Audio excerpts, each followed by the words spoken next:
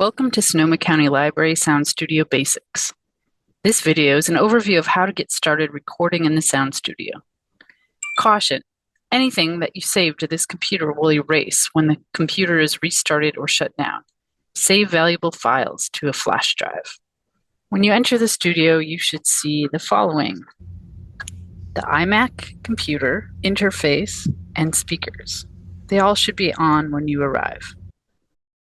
No password is necessary, just click on the public account and hit enter. At the bottom of the screen, you will see the dock filled with icons. Choose the GarageBand icon that looks like a guitar.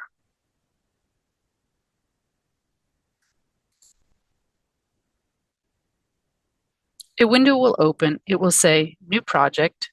Click on Choose. If you're using the keyboard, choose MIDI. If you're using a microphone, choose mic or line. If you're plugging in an instrument, choose guitar or bass. In this case, we'll choose mic or line. Create. The GarageBand window will open to a new project. By default, it opens to track 1. At the top of the screen, you will see these buttons: Stop, Play, Record. To the right of that, you will see 2 purple buttons, 1, 2, 3, 4, and metronome. After you press record, 1, 2, 3, 4 counts in before the program begins recording. This can be turned on or off by clicking.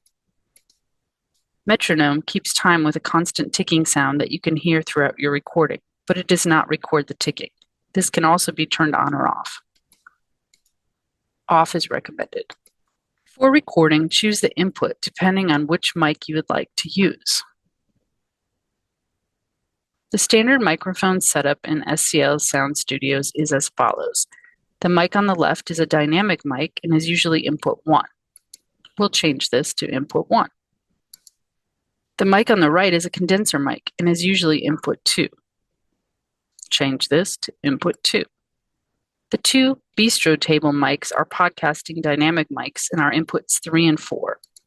Input 3, input 4. There are additional inputs in the back of the interface. Test and set the input levels for the microphone. Talk into the microphone and check the level on the GarageBand screen. We're going to choose input 1, microphone 1. Test and set the input levels for the microphone. Talk into the microphone and check the level on the GarageBand screen. If it is set correctly, the level should be green and stay green while recording. If not set correctly, the level will turn yellow, orange, or red. This is called clipping and will distort the recording so that it cannot be edited. It is better to record with a too low level than a too high level.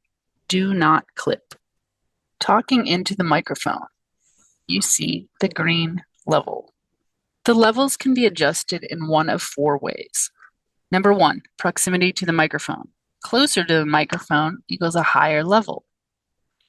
This is 1 inch away from the microphone. This is 12 inches away from the microphone. Volume. The louder recording, the higher the level.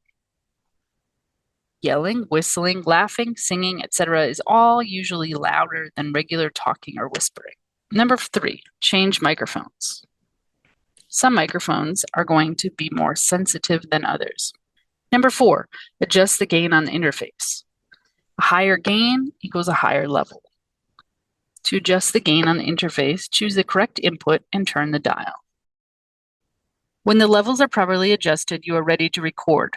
Press the red record button, wait for the 1, 2, 3, 4 countdown, and begin recording. When recording, you should see WAV files in the track. The size varies based on the gain. When finished, hit the stop button or spacebar on the keyboard. To play back the track, move the playhead to the beginning of the recording with the mouse. You can also press return on the keyboard. Then press play or hit spacebar on the keyboard. When recording, you should see WAV files in the track. The size varies based on the gain. When finished, hit the stop. Use the master volume knob to adjust the playback volume, or if using headphones, use the headphone volume knobs to adjust the playback volume. To edit out a clip from the track, move the playhead to the location where you want to make the split. Right-click, choose Split at Playhead. Move the playhead to the location where you want to make the second split. Right-click, choose Split at Playhead. Select the clip that you want to delete. Right-click, delete, or hit delete on the keyboard. You can then move your tracks together by clicking with your mouse and dragging the clip.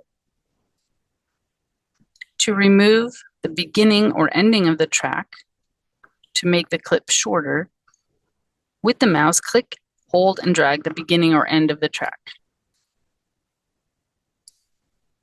To record on 2 tracks at the same time, if you're doing a podcast conversation, for example, first add a second track with the plus button.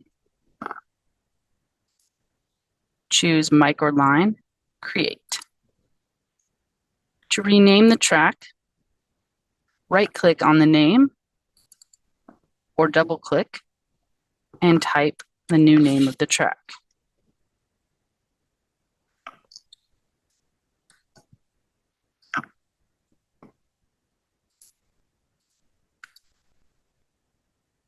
Rename track.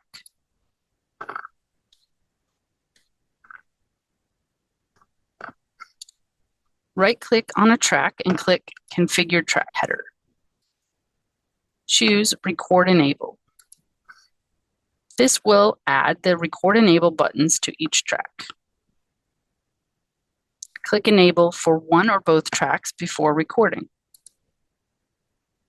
Now I have enabled both tracks. So one person can record in one microphone, one person can record in the other microphone. To save the project file, if recording is not finished, you're going to save it as a GarageBand file. Click File, Save, choose the location or flash drive, and give it a name. This file can only be opened as a GarageBand file and is not a finished product. If the recording is finished, save the recording as an MP3 or WAV file. Click Share, Export Song to Disk, choose the location or flash drive, and give it a name. Then choose MP3 or WAV, and export. The project has now been saved to a flash drive and can be emailed, texted, or uploaded. When finished, close GarageBand, click GarageBand, Quit GarageBand, save or don't save. Properly eject your flash drive by right-clicking on it, eject. Restart the computer by going up to the Apple, go down to Restart, so it's ready for the next person.